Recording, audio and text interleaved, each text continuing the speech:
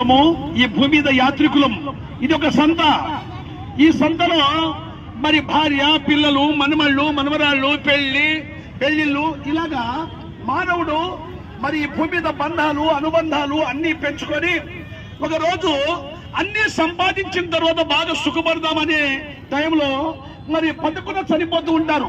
అయ్యో అన్ని సమకూర్చుకున్నాడు, అన్ని చేసుకున్నాడు, చూస్తా అన్యాయంగా చనిపోయాడే అనుకుంటాం. నిందలేంది పొందపోదు అంటారు సామెత. ఎందుకంటే ఆ సామెత ఎందుకంటే ఒక నింద ఉండాలి. అన్ని సంపాదించుకున్నాడు పాపం, అయ్యో అర్ధాంతరంగా చచ్చిపోయాడు అంటాము.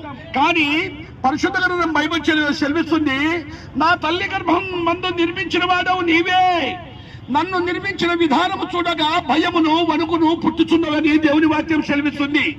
నేను పిండమునై ఉండగా నీ కన్నులు నన్ను చూచెను, నియమింపబడిన దినములలో ఒకటైనను కాకమునుపే నీ గ్రంథములో నా దినముల నీవు లిఖితములాయను దేవుని వాక్యం సెలవిస్తుంది. మనం తల్లి గర్భములో ప్రవేశించినప్పుడే మన దినాలన్నీ దేవుడు రాసి పెట్టాడు.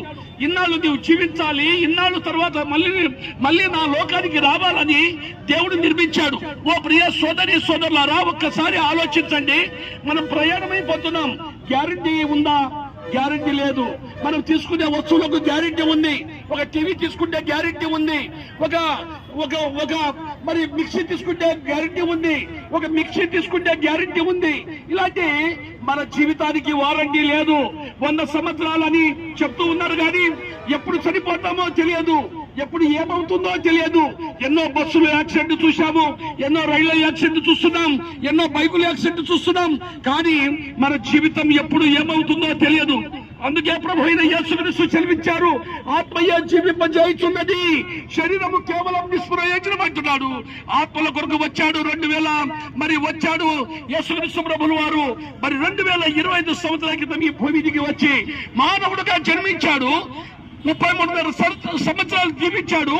కాలము సంపూర్ణమై ఉన్నది, దేవుని రాజ్యము సమీపించి ఉన్నది. అందరూ అంతటా మారు మనసు పొందండి.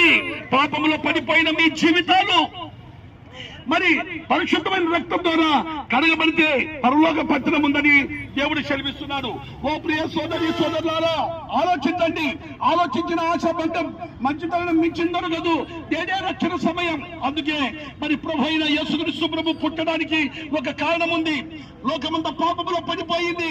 ఎక్కడ చూసిన తాగుడు, ఎక్కడ చూసిన వ్యభిచారము, ఎక్కడ చూసిన దొంగతనాలు, ఎక్కడ చూసిన మరి మర్డర్లు, మానభంగాలు ఇలాగా జరుగుతుండగా దేవుడు పాపాన్ని చూడలేక పాపులను రక్షించుడు క్రీస్తు యేసు ఈ లోకానికి వచ్చాడు. మానవులందరినీ బ్రతికించడానికి వచ్చాడు.